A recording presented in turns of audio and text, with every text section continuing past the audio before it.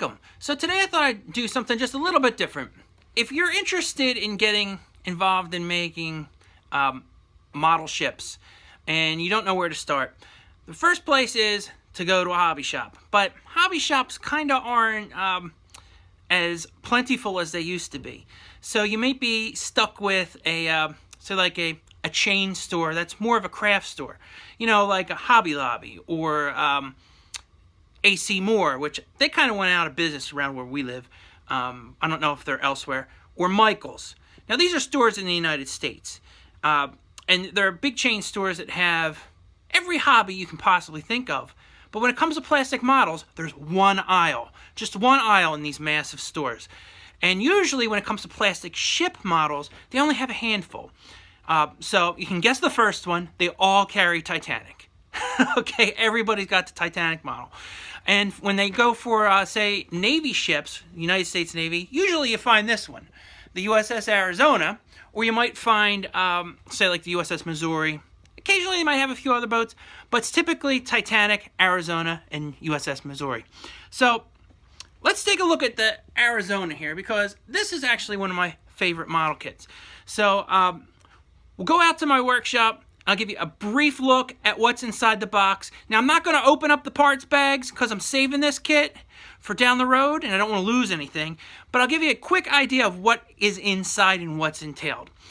And before we do that, how about a little history? So let's take a look. The USS Arizona was commissioned for the United States Navy in 1916. She was built as a super dreadnought, but we also know her as a Pennsylvania-class battleship. Now, when she was fully loaded, she grossed over 32,000 tons. Now, in this photo here, when she was initially built, she had cage masts. But in this photo below here, when she was modernized in the early 1930s, she had the tripod-style masts. The USS Arizona became part of the United States Navy's Pacific Fleet, and the Pacific Fleet was based on the west coast of the United States in California. However, in 1940, the fleet was moved, along with the Arizona, to Pearl Harbor, Hawaii. Now, on December 7th, 1941, the Imperial Japanese Navy attacked Pearl Harbor, subsequently sinking the USS Arizona from the air as airplanes attacked the base. Now, not only the Arizona, but many other ships were sunk and many lives were lost.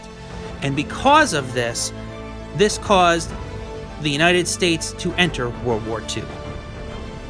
Now, after the attack, many ships that were damaged were salvaged and were able to be saved and returned to service. However, the USS Arizona was not one of them. Her hull still remains at the bottom of Pearl Harbor. There is now a memorial above the hull, which sadly still holds the entombed remains of many U.S. sailors. Even today, she still leaks oil.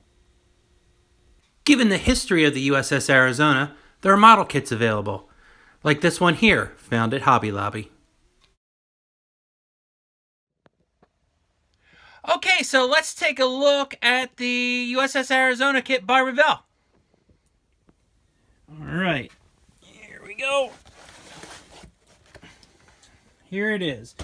It is 1/426 scale by Revell here, USS Arizona, Pacific Fleet battleship.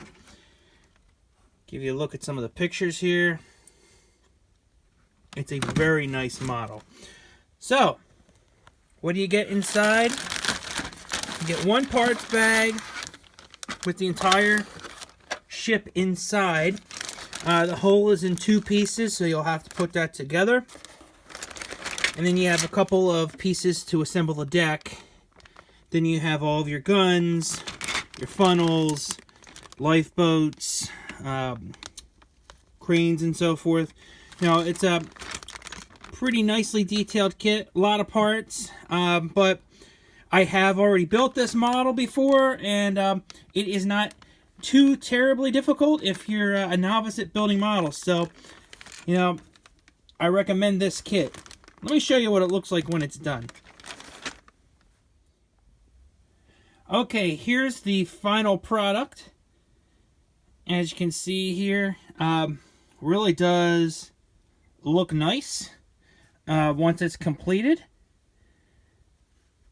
Take a look here.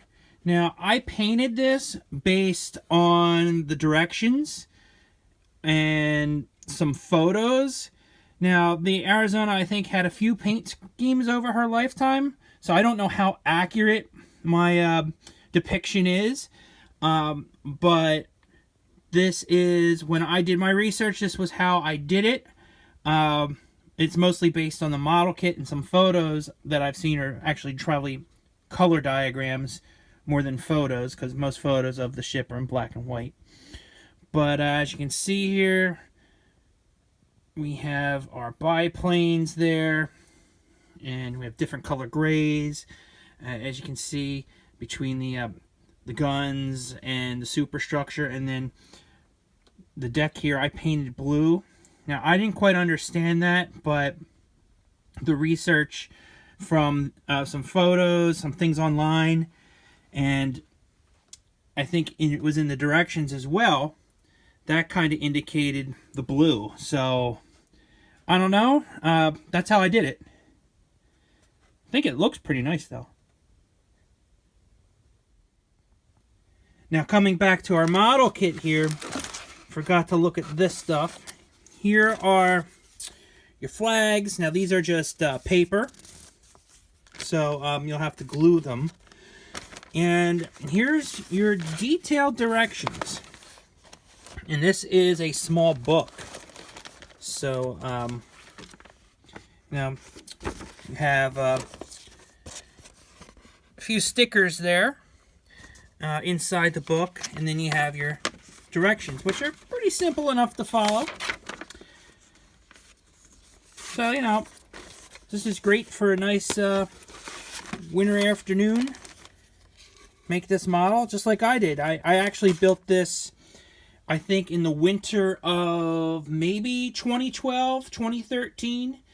In fact, a piece was missing from the kit. Now, I don't know if I lost it or if it came like that, but I wrote to Revell, and they actually sent me the part for free. It was actually one of the deck pieces. So, you know, they made it right, and they sent me the part and got it to me rather quickly. So, that was pretty cool. Okay, so there you have it. Like I said, you know, I just wanted to show you basically what you would get with the box. And I also wanted to show you what the finished product looked like, which I showed you the original model that I built, which is the exact same kit, even same packaging that this one is. This is another kit, obviously, that I'm going to build down the road. But before we go, let's show you some close-up stills so you can get an idea of even more what it would look like if you decide to build this model.